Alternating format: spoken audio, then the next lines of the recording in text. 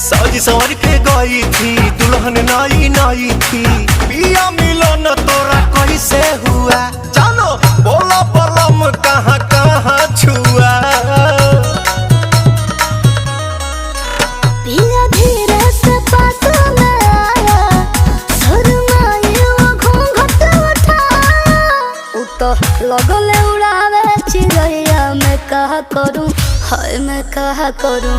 भले लगे